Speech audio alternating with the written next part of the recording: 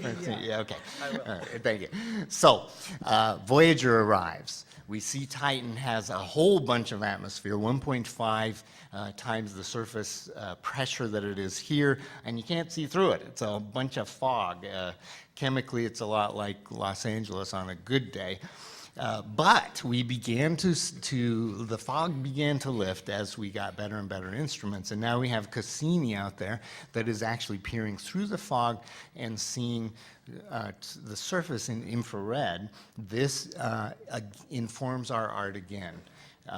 We're able to make better guesses on all kinds of levels. The highly successful Huygens probe, built by the European Space Agency, actually landed. It sent us aerial views as well. And so we know what the rocks look like, at least in one place. We know what the sky looks like from the surface experientially.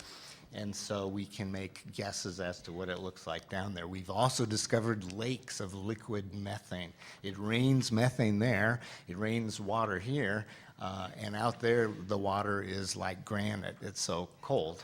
It rains water here. So very, very strange alien environment. This painting by Stephen Hobbs is a depiction of what it might look like down there on the surface. So over time, our art has reflected our changing view and changing knowledge of this little world. Now, there are some weird things going on Titan, very don't understand, just like Mars. There's a lot of stuff on Mars that we don't understand. And this is great for people who write literature and write music and do painting, because it inspires us to do weird art. One of these places is called Hotai Arcus, and some people believe that there is a cryovolcano, a super cold volcano there that is changing the surface. Here is a little movie. Here's a little movie. There it is. It's only 3 steps. Watch carefully, but there is a change that happens over about 8-month period in this area. Now we're looking at it in the infrared. It's very low level resolution, but still you can tell that something has happened there. Something has changed the surface. What could that be? One of the most obvious solutions to that question is cryovolcanism, something erupting. So I was commissioned by JPL to do a painting of that area. This is the highest resolution that we have of it. It's about 1.3 kilometers per little pixel. And these dark areas that you see are possibly flows of cryolavas. So what we decided to do was set the viewer down on the lower right side of this image, look toward the mountains to the south, which is up at the top. And so this is the painting I did for JPL.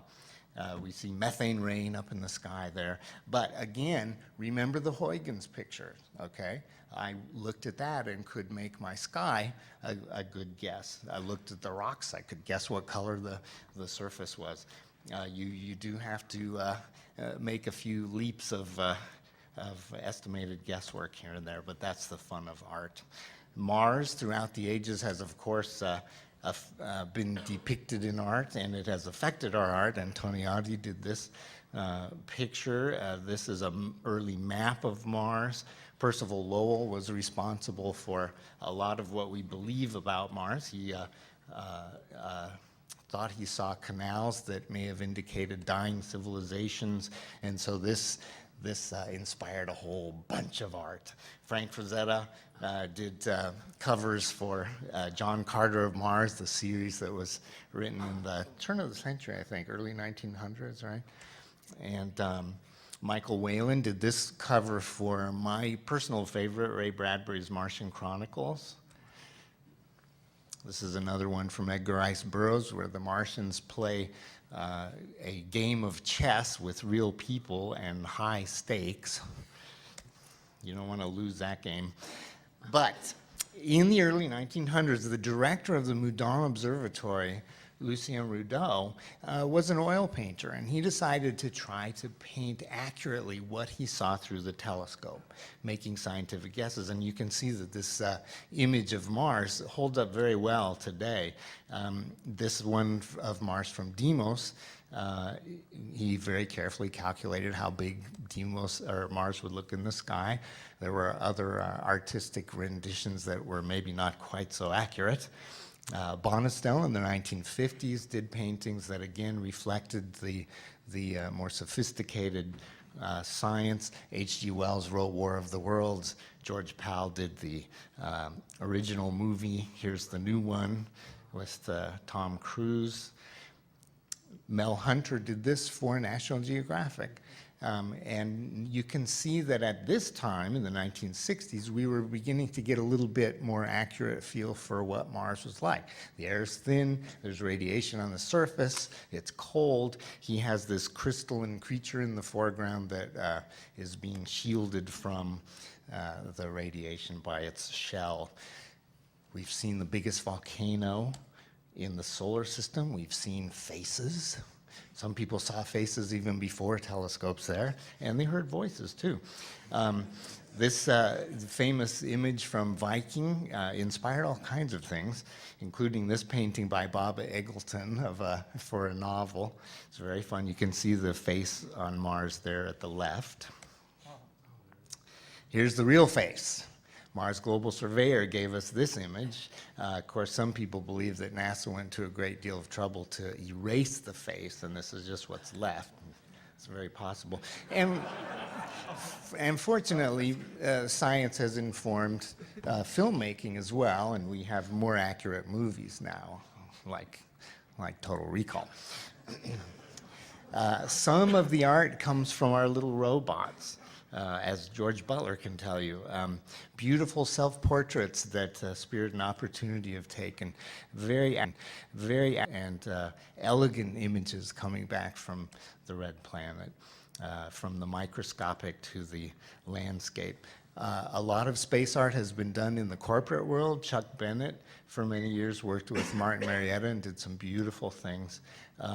Bill Hartman is a great example of the synthesis, the combination of art and science. He's an astronomer and has also done beautiful artwork for many decades. Dan Derda did this painting of an extrasolar planet. Don Davis did this painting of Tunguska, the impact over Siberia. I think this is the most beautiful Tunguska image I've seen. Ron Miller, another very famous space artist, did a painting of the birth of the Earth. Carter Emert, someone that we all know who have been involved in Case for Mars and the Mars Society, has done a beautiful job of depicting some of the early concepts from Case for Mars. Bob McCall was, of course, the unofficial main artist of NASA for many years. Very inspiring work, murals and magazine work. Andrei Sokolov in the Soviet Union is a hero in that country. He died a few years ago, but very talented. Marilyn Flynn, a good example of a person who is interested in the very human side of space exploration. Kara Zathmary gets into spiritual themes. And this is by Paul Hoffman, who, by the way, is here and put together the IAAA slideshow, which we'll be showing later today in this room. So it comes in many different shapes and sizes and forms. Space art informs us and inspires us. And now I'd like to take a few minutes to hear from other artists who work in a variety of forms, a little window into what they do, and then we will have some time for discussion. So, Andy, would you like to kick it off? All right. You want to just switch? Okay. We'll be right with you.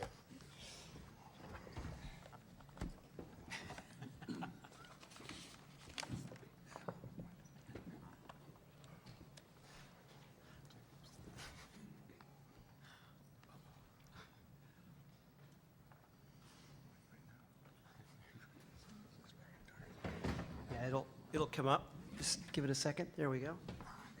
Okay.